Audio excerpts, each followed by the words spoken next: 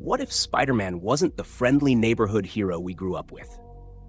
What if Uncle Ben's words, "With great power comes great responsibility," were twisted into something far darker? But here's the twist. Instead of becoming the symbol of hope, Peter Parker became something else, something terrifying. A vigilante who didn't just web up criminals, he executed them.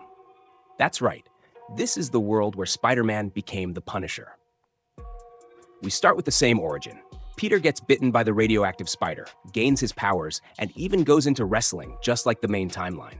He creates his costume, makes money on TV, and hides it all from Aunt May and Uncle Ben. But then comes the night that changes everything. The night Peter lets a mugger escape. And just like in the story we know, that very same man goes on to kill Uncle Ben. Here's where the fork in the road happens.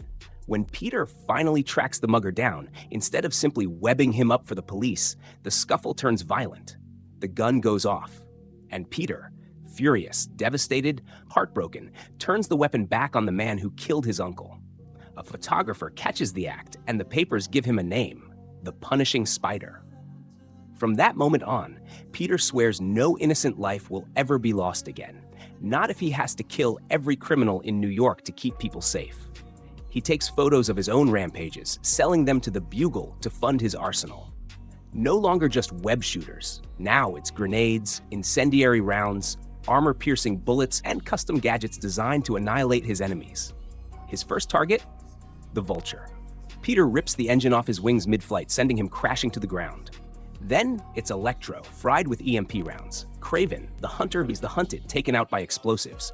Mysterio's illusions don't save him. Peter smashes his skull with his bare hands. Sandman, reduced to molten glass by firepower.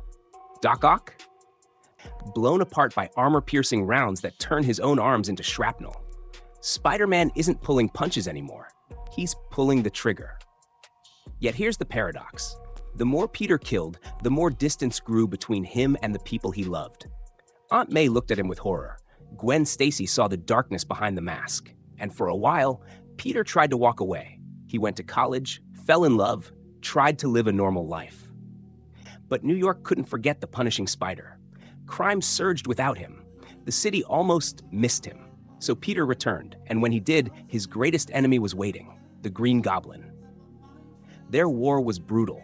Goblin's armor and tech kept him alive no matter what Peter threw at him. Explosives, bullets, firepower. Norman always upgraded, always survived. Until one fateful day at the Brooklyn Bridge. Goblin kidnapped Gwen, dangled her over the edge, and counted down before dropping her. Peter had only seconds. Instead of trying to save them both, he aimed and fired a custom bullet that pierced Goblin's armor, killing him instantly. But the shot sent both Norman and Gwen plunging. Desperate, Peter shot a web, catching Gwen by the ankle and saving her life. But in saving her, he lost something else, his secret. Gwen now knew Peter Parker was the Punishing Spider. From here, things spiraled. Norman's body washed up, Harry Osborn vowed vengeance, and Peter realized his life as the Punishing Spider had destroyed everything he cared about. He tore off the costume, threw away the weapons, and declared, "I am the Punishing Spider no more." But here's the cruel irony. Just when Peter turned his back on vengeance, fate handed it to someone else. One night, during a gang war in Central Park, a man lost everything: his wife, his children, his peace of mind. Stumbling into an alley, broken and bloodied, he tripped over garbage bags and found them. The guns, the armor, the mask of the Punishing Spider. And in that moment, a new legend was born. That grieving man picked up Peter's weapons and became the vigilante we all know today as the Punisher. Don't forget to like, subscribe, and share if you want more crazy Marvel what-if stories like this one.